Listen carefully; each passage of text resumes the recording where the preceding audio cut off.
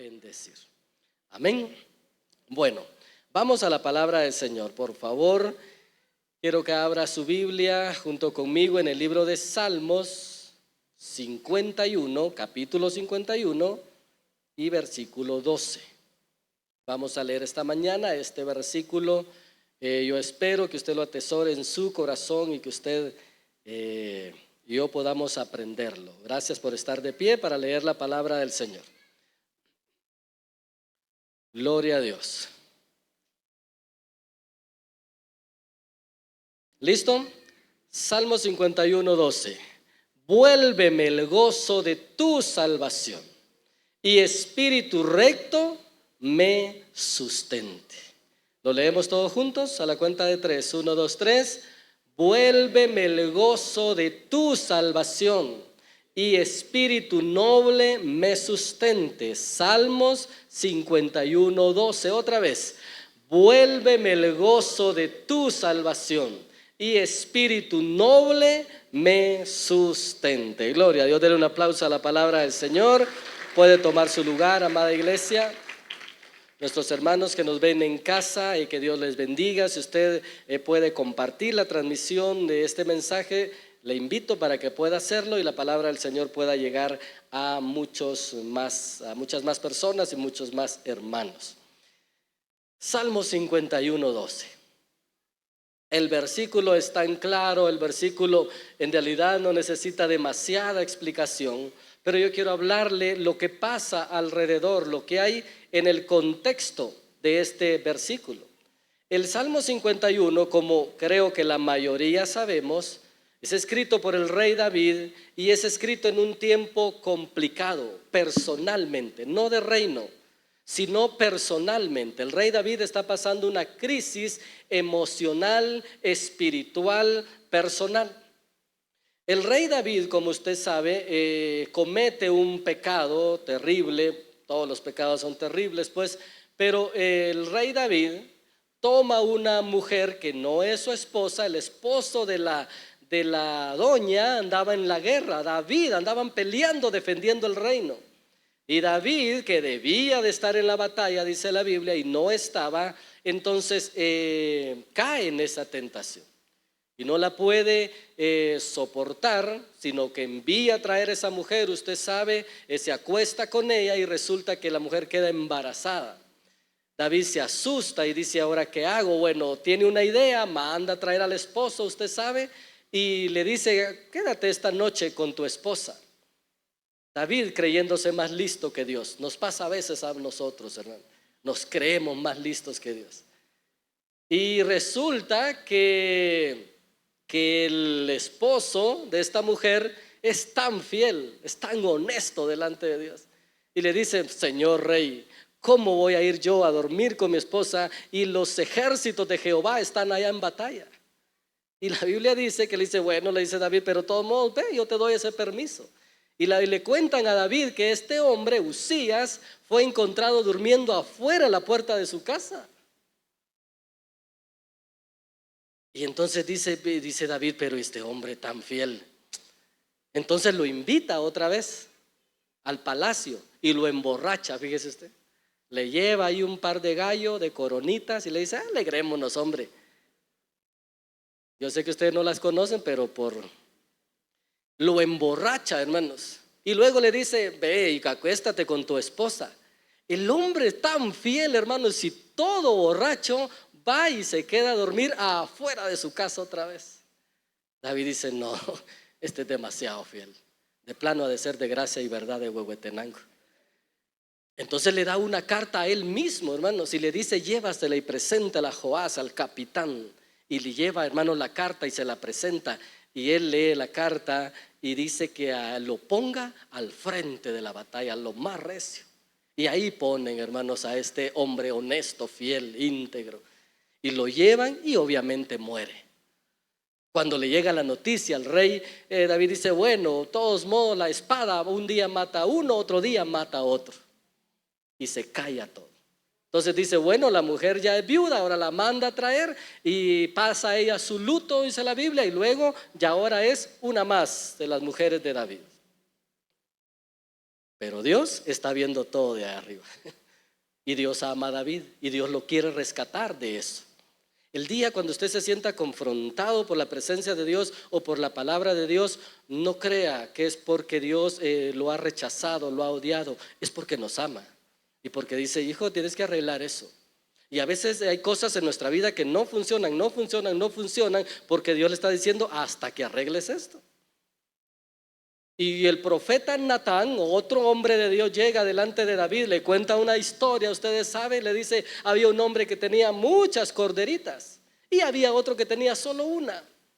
Y cuando tenía que hacer fiesta, en vez de agarrar de sus muchas corderitas, solo agarró la que le quitó al que aquel tenía y la mató. David, ¿qué piensas de ese hombre? David, tratando de ser justo, creyéndose justo, dice: ese hombre merece la muerte, no es justo lo que hizo. Y Natán le dice: David, ese hombre eres tú. Y David se ve con el corazón descubierto delante de Dios. Y David, hermanos, entonces usted sabe que David cantaba para todo. Fue llamado, David fue descrito como el hombre, el dulce cantor de Israel. Así le llamaban a David. La vida lo había vuelto duro, lo había vuelto recio. Pero cuando se trataba de estar delante de Dios o su relación con Dios, era tierno, era dulce, cantaba para todo. Vencía a sus enemigos, cantaba. Sus enemigos lo hacían retroceder, aún así cantaba. Cantaba cuando tenía victorias y cantaba cuando tenía derrotas. Cantaba en todo momento. El Salmo 34:1 dice: bendeciré a Jehová en todo tiempo y su alabanza estará de continuo en mi boca. Estaba triste, cantaba. Estaba contento, con más alegría cantaba. Cantaba, hermanos, era en la mañana, cantaba. Llegaba la noche, cantaba. Cantaba siempre. Llegaba la suegra, cantaba. Se iba la suegra, con más gozo cantaba. Pero cantaba siempre. Le trato de decir de que David era alguien que le encantaba. Entonces él, en su corazón descubierto, escribe este salmo. El Salmo 51. Es desgarrador, hermanos. Cuando usted lo puede ver y usted trata de ponerse en el puesto en el que está David, en las emociones de David, David está pasando días duros. Usted puede encontrar ahí a un rey que no quiere comer, que no quiere hablar con nadie, que no quiere ver qué es lo que está pasando en su reino. Él solo trata de arreglar algo que se ha roto, su relación con Dios, a causa del pecado. Entonces en el Salmo 51 David hace unas peticiones muy maravillosas. Quiero que usted vea, antes que lleguemos a este versículo, vea el versículo 7. David le hace estas peticiones a Dios habiéndose hallado descubierto. 51:7. Y le dice, usted lo tiene ahí en su Biblia: purifícame con hisopo y seré limpio, lávame y seré más blanco que la nieve. David no está pidiendo una limpieza superficial, sino una limpieza profunda de su corazón. Sabe que hay suciedad en su vida. Versículo 10. Crea en mí, oh Dios, un corazón limpio y un espíritu, dice, y renueva un espíritu recto dentro de mí. David sabe que si fue capaz de hacer estos pecados es porque en su corazón hay maldad, hay suciedad. Dijo Jesús después, muchos años después, en el libro de Mateo: porque los homicidios, los adulterios, las fornicaciones, las mentiras, todo sale del corazón. Entonces David sabe que tiene un corazón que no está limpio y le ruega a Dios: dame un corazón limpio, crea en mí. Versículo 11, siguiente petición que le hace. ¿Qué le dice? No me eches de delante de ti y no quites de mí tu Santo Espíritu. Mire por favor, hermanos, cómo David amaba a Dios, cómo amaba su presencia y cómo sabía que sin él no podía hacer nada.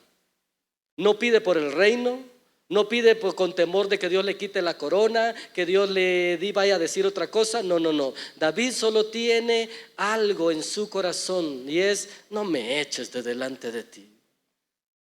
Yo quiero vivir en tu presencia, Señor. ¿No le parece que son peticiones que usted y yo deberíamos de hacer más seguidas? Límpiame con hisopo, Señor, lávame y seré más blanco. Crea en mí un corazón limpio, no me eches de delante de ti. Y luego viene el versículo 12, que es el que nos compete esta mañana, el cual dice: vuélveme el gozo de la salvación. Le pregunto, querido hermano, ¿cuándo fue la última vez que usted se sintió gozoso por ser salvo? Poquitos. ¿Cuándo fue la última vez que usted dio gracias a Dios por ser salvo? La salvación, hermanos, es el fin primordial del evangelio. Estamos nosotros aquí porque amamos al Señor, porque por su gracia nos ha alcanzado, pero también para ser salvos. ¿Salvos de qué? De una condenación. Que habla el libro de Apocalipsis, que habla de hecho toda la Biblia, y habla acerca de una condenación. Los que aborrecen al Señor, los que no aman su ley, los que están, ¿verdad?, no son con Dios, los espera una condenación. Y el Señor ha traído su gracia, su favor, su palabra sobre su pueblo para librarnos de esa condenación. ¿Qué tan terrible es esa condenación? Que la única forma de librarnos de ahí era por medio de Jesucristo, el Hijo de Dios. Era la única forma, era la única manera. Usted dirá, hermano, ¿y cómo hago para creer eso? Bueno, ahí es donde entra la fe. Y lo que nosotros creemos es por fe, ¿verdad? Y a través de las Escrituras y a través de tantos testimonios que usted puede ver, el mismo Jesús. Dicen algunos comentaristas y teólogos que nadie más habló del infierno como habló Jesús. Ningún otro profeta ni apóstol, nadie más habló acerca de eso. ¿Por qué? Porque quiere decir que hay algo real. Amén. Entonces, usted y yo, querido hermano, debemos de aprender a vivir gozosos por la salvación.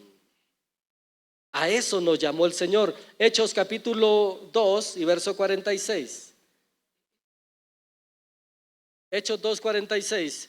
Y perseverando unánimes cada día en el templo y partiendo el pan en las casas, comían juntos con alegría y sencillez de corazón, alabando a Dios y teniendo favor con todo el pueblo.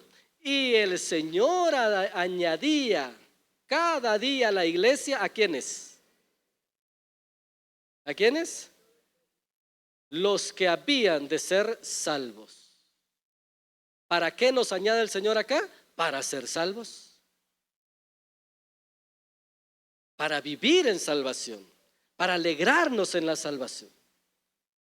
El rey David, hermanos, está pidiendo para que se le devuelva el gozo de ser salvo. Siente que lo ha perdido. Siente que algo se ha salido de él. Ya no siente aquella confianza de acercarse delante del Señor. A veces nuestra alma, nuestro espíritu puede estar acongojado no por las circunstancias, hermanos, que no son favorables a nosotros. A veces nuestro espíritu y alma puede estar acongojado, nuestro corazón, porque hemos perdido la alegría y la visión de ser salvos.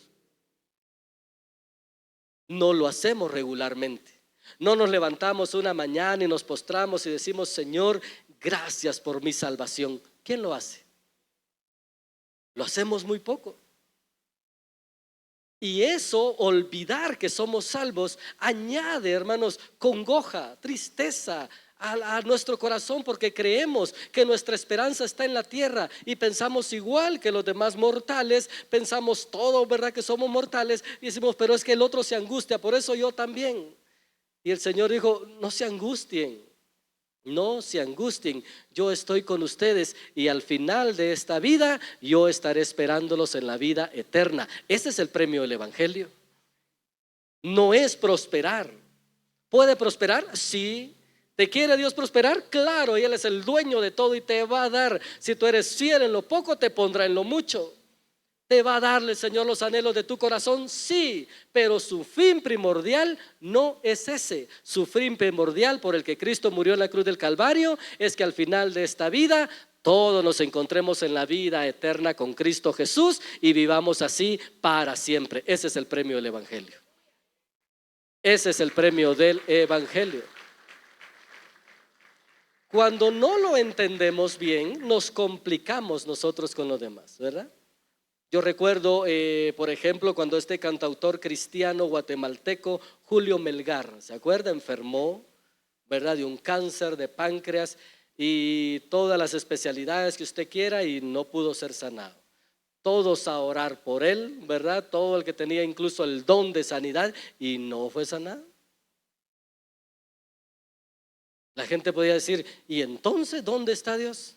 Y Dios está en su trono. Pero ¿y entonces por qué no sanó? Si era su siervo, si le cantaba. Nosotros seguimos cantando sus canciones, ¿verdad? De hecho esa canción, creo yo, estás aquí, es de él, ¿verdad? Esa canción es de él, es hermoso, cantaba lindo, ministraba al Señor. Ya había empezado una nueva iglesia, de un hombre que la presencia del Señor estaba ahí, pero enfermó. ¿Podía Dios sanarlo? Sí. ¿Por qué no lo sanó? Dios tiene sus planes, sus propósitos. ¿Lo preocupa eso a Dios? No, a Él le preocupa la vida eterna, la salvación. La preocupación más grande que usted y yo deberíamos de tener por las personas no es que son pobres, debemos de pensar en eso, sí, pero no es la preocupación más grande. La preocupación más grande que la iglesia debe tener por los perdidos, por los inconversos, es que no son salvos.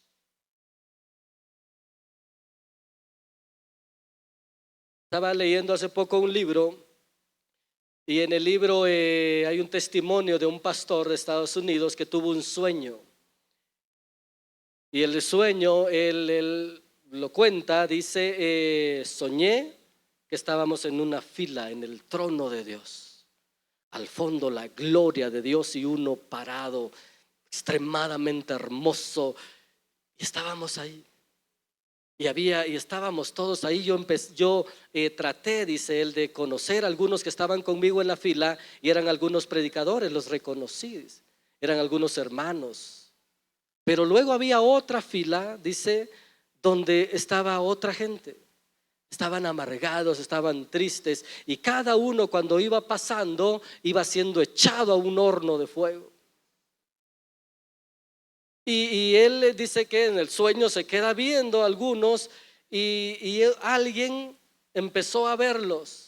Se salió de la fila y empezó a gritarles: ustedes los predicadores tienen la culpa que nosotros estemos aquí y hoy vemos que vamos a una condenación. Nunca nos predicaron la verdad, que había un infierno. Nunca nos dijeron que esto era lo que importaba. El predicador dice que empezó a sentir que su corazón se acongojaba y cuando sintió, estaba delante del Cordero y mirando la otra fila que caía uno tras otro, y el Cordero lo vio y le dijo: ¿no es aquí donde debería decirte bien hecho, siervo fiel?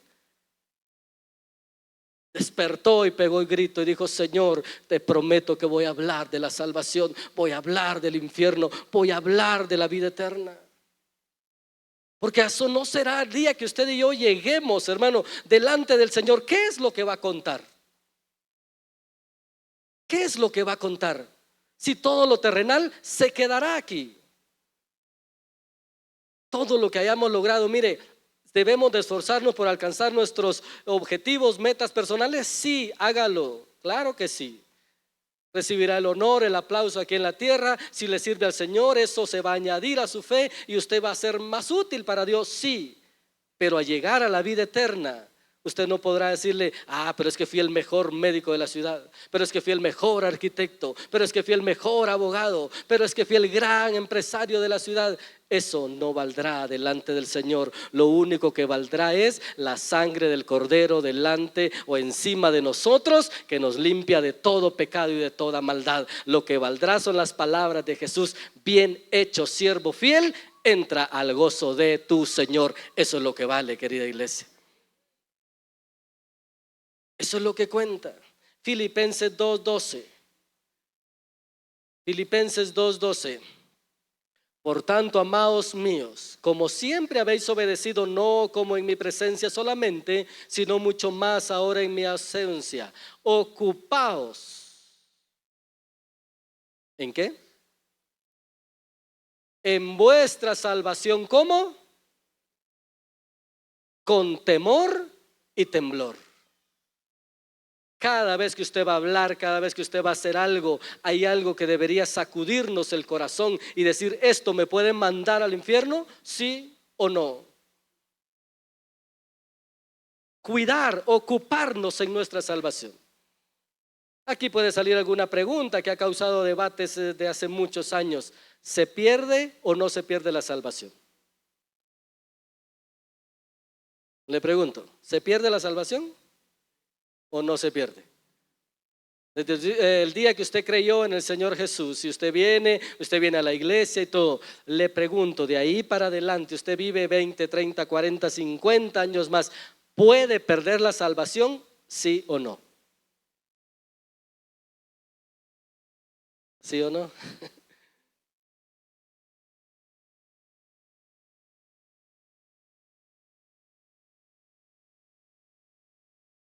Es el movimiento calvinista que se separó del movimiento reformador de Martín Lutero, diciendo, ya no puedes perder la salvación, dijo el movimiento calvinista, agarrando versículos bíblicos obviamente. Y Martín Lutero, otro movimiento protestante, dicen, sí se pierde. ¿A qué punto o cuál conclusión podemos llegar nosotros o llega usted personalmente? ¿Se pierde o no se pierde? Lo sigo metiendo a problemas, todos ahí otros. Yo miro que unos ya se pelean.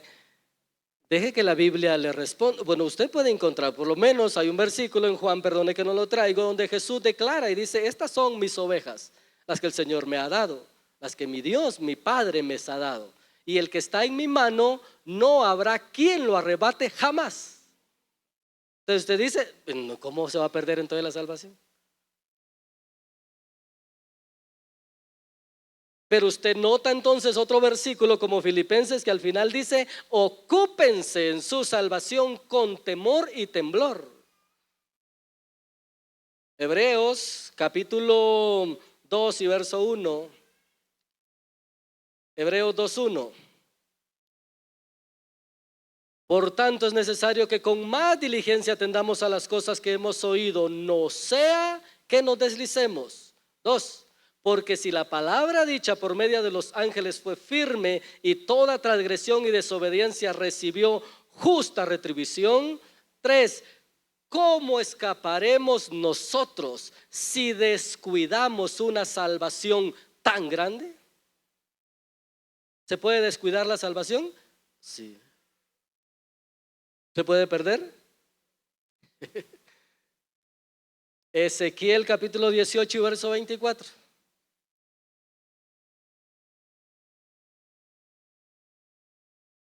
Ezequiel 18, 24. Mas si el justo, póngale atención por favor y analice y piense y lea. Mas si el justo se apartare de su justicia y cometiere maldad e hiciere conforme a todas las abominaciones que el impío hizo, ¿vivirá él? Ninguna de las justicias que hizo le serán tenidas en cuenta por su rebelión con que prevaricó, por el pecado que cometió, por ello morirá.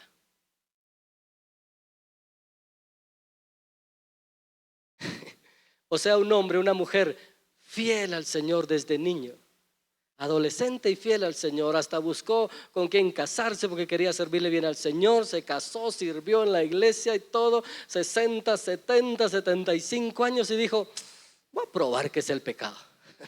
Y prueba el pecado y muere. Y para mala suerte muere cometiendo pecado incluso. El versículo, hermanos, es terrible y dice, ninguna de las justicias, ninguna le será tenida en cuenta. ¿Es justo? ¿Es justo eso? Si usted es cuidadoso y dice, bueno, pero es injusto tanto que ese hombre hizo por Dios, por la iglesia. Vea los siguientes versículos. Si me ayuda, 25. Y si dijeres, no es recto el camino del Señor, oíd ahora, casa de Israel, ¿no es recto el camino del Señor? ¿No son vuestros caminos los torcidos? 26. apartándose el justo de su injusticia, de su justicia, y haciendo iniquidad, él morirá por ello, por la iniquidad que hizo morirá. 27, apartándose, luego viene el otro punto, apartándose el impío de su impiedad que hizo, haciendo según el derecho y la justicia, hará vivir su alma. Porque si miró y se apartó de todas sus transgresiones que había cometido, de cierto vivirá y no morirá. 29. Si aún dijera la casa de Israel, no es recto el camino del Señor, no son rectos mis caminos, casa de Israel, ciertamente tus caminos no son los rectos. Los dos ejemplos, el hombre fiel y todo, pero al final dijo, voy a pecar. El otro contrario, borracho, mal hijo, ladrón, lo que usted quiera, mal trabajador, mal esposo, mal padre, tremendo toda su vida, 50, 60, 70 años, a punto de morir, y dice, reconozco a Jesús como mi Salvador, quiero ser salvo, y es salvo. ¿Cómo se llama eso? Gracia. Pero usted y yo, que hemos conocido la gracia del Señor desde pequeños y estamos aquí para servir al Señor, dijo Jesús, Mateo 24:13, mas el que persevere hasta el fin, ese será salvo. ¿Cuántos creen en la salvación digna y maravillosa de parte de Dios, donde usted y yo vamos en camino? Efesios 2:8 y 9. Efesios 2:8. ¿Por qué somos salvos? Por gracia. Porque por gracia sois salvos, por medio de la fe, y esto no de vosotros, pues es don de Dios. Verso 9, no es por obras, para que nadie se gloríe. No es por obras. Usted no puede, no hay cosa alguna que podemos hacer delante de Dios para ser salvos, jamás. La única obra maravillosa que cuenta es la que se hizo allá en Jerusalén, en una cruz con un cordero inmolado, pagando tus pecados y mis pecados. Se llama Jesús, el Hijo de Dios, el Cordero, que paga por nosotros.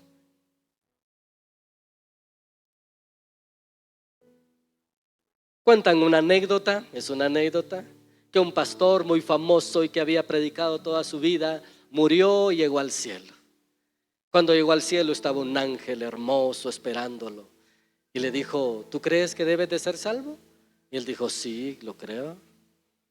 Muy bien, le dijo, esto es solo trámite, le dijo, aquí hay 1000 focos, 1000 bombillos, esos se deben de prender con las cosas que tú me vas a decir, con eso se van a ir prendiendo, y se deben de prender los 1000 para que puedas entrar al cielo. Él dijo, perfecto. Entonces le dijo, dime, ¿qué hiciste para ser salvo? Dijo, bueno, soy pastor. ¡Ping! Se prendieron 20 focos. ¿Qué más? Leí la Biblia varias veces completa. ¡Ping! 10 focos. ¿Qué más? Bueno, prediqué, traje mucha gente al reino de Dios. ¡Ping! 20 focos más. ¿Qué más hacías? Ayunaba una vez por semana. ¡Ping! 10 focos más. ¿Qué más hacías? Bueno, fui buen esposo, fui fiel a mi esposo toda mi vida. ¡Ping! 20 focos más. ¿Qué más? Bueno, ayudé a los pobres. ¡Pin! 10 focos más. Y el pastor empezó a ver los focos, apenas llegaba a 100. Dijo, Dios mío. Bueno, le dice, hice campañas evangelistas. ¡Pin! 10 focos más. Empezó a sudar, a transpirar frío. Dice, bueno, fui a las cárceles también. ¡Pin! 10 focos más. Y empezó a pensar y todo. Fui buen padre, le dice, ¡pin! 10 focos más. Dios mío, es sudando frío y el ángel delante de él y no hallaba qué hacer. Y dice, mire, ya verdad que ya no sé más qué decirle. Lo único que sé, por la razón que estoy así, es que Cristo murió en la cruz del Calvario por mí y por él soy salvo. ¡Pin! Se prendieron las mil focos. Dice, por eso es que eres salvo, por Cristo, no es por ti, es por Cristo Jesús. Amén. Pero usted y yo debemos de aprender a vivir en el gozo de la salvación. Cantar, regocijarnos en el Señor. Isaías 33:22. Isaías 33:22. Porque Jehová es nuestro juez, Jehová es nuestro legislador, Jehová es nuestro rey, Él mismo nos salvará. Si usted cree en la gracia que lo va a salvar, lo hace bien. No se confíe ni diga: yo puedo pecar, que vivo haciendo lo que quiera, que al fin y al cabo soy salvo. No se confíe. No se confíe. Tampoco se vaya al otro extremo, decir: es que yo tengo que pagar por mi salvación. No es así. Cristo ya pagó. ¿Qué le corresponde a usted y a mí? Vivir agradecidos en santidad, en justicia delante del Señor. Es lo que toca. Después el Señor se encargará de nosotros. Amén. Dios se encargará de cuidarnos, de librarnos, de protegernos. Salmo 68, 19. Salmo 68, 19 dice: bendito el Señor. ¿Cuántos bendicen el nombre de Jesús? Bendito el Señor. Cada día nos colma de bendiciones el Dios de nuestra salvación. Bendito sea Jesús, nuestro Salvador. Dele un aplauso al Señor, por favor. Dele honra y gloria a Jesús, mi Salvador, su Salvador. Él es nuestro Rey y Salvador. Termino con esto, si me ayudan los hermanos de la alabanza viniendo. Mire, el agradecimiento más grande que debemos de tener ante Dios es por nuestra salvación. Al final o al cabo de nuestra vida cuando termine, lo único que contará, que importará, será la vida eterna. Quiero preguntarle: ¿usted está seguro que es salvo? Poquitos. Quizás por eso a veces no cantamos con tanta alegría. Quizás por eso nos deslizamos tan fácil. Y cuando fallamos a veces ni siquiera estamos arrepentidos. Dijo un comentarista: el dolor más grande que siente un hijo de Dios cuando le ha fallado a Dios, el dolor más grande que siente es perder su salvación. Es tirarse al suelo y decir: Padre, vuélveme el gozo de tu salvación. Yo no quiero sentirme ni ser un condenado toda mi vida, y cuando incluso termine esta vida recibir condenación en la vida eterna. Y yo quiero ser salvo, sentirme salvo y caminar en la ciudad como un hijo de Dios que es salvo. Tal vez no tiene la vida resuelta y quizás nunca se le resuelva, querido hermano. Perdone que le diga esto, pero es la verdad del evangelio. Quizás nunca sane, quizás nunca se arregle su situación, quizás nunca se arregle su situación en su familia o en su economía. Quizás no, Dios quiera que sí. Dios quiera que sí, oramos por eso. Pero si no es así, usted debe sentirse alegre que la vida eterna la tiene asegurada por Cristo Jesús, nuestro Salvador. Y usted es un salvo, usted es un bendito, porque es un hijo de Dios. Dice el libro de Hebreos, capítulo 11, cuando muestra a todos los héroes de la fe, al final del capítulo 11 dice: pero también hubieron algunos que no recibieron lo que esperaban. Fueron muertos, aserrados, maltratados. El mundo no era digno de ellos y no recibieron lo que esperaban, porque Dios había preparado algo mejor para ellos. Dios tiene algo maravilloso para ti. No te pierdas la vida eterna. Cosa que ojo no vio, ni oído oyó, es lo que Dios ha preparado para los que le aman.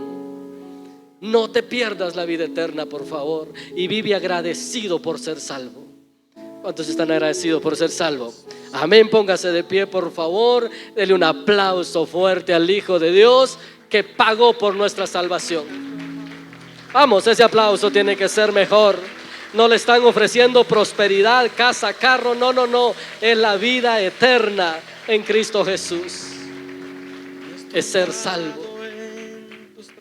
Aquellos 70 regresaron gozosos diciéndole: Señor, los demonios se nos sujetaban, los echábamos fuera, sanamos a los enfermos. Jesús les dice: sí, yo vi su éxito y yo vi cómo Satanás caía como un rayo del cielo. Pero no se alegren por eso. Alégrense cuando su nombre esté inscrito en el libro de la vida. Ese es el premio.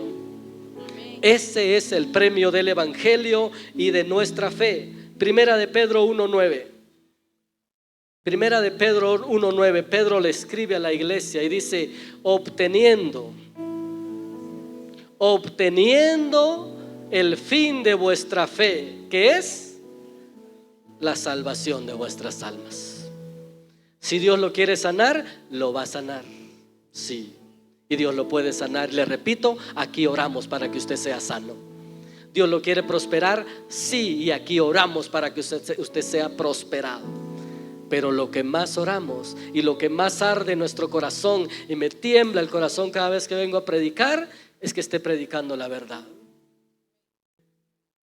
Es que usted no llegue allá un día a decir: ¿y por qué no fuiste salvo? Y es que no, ahí tenía un pastor, un chaparrito él, y nunca me habló de esto. No. La verdad te hará libre y te hará salvo. Y usted y yo debemos de vivir agradecidos por la verdad y la salvación. Amén. Incline su rostro ahí donde está y dele gracias a Dios por ser salvo. ¿Le parece? Dígale: Señor, gracias por mi salvación. Gracias. Oh, aleluya.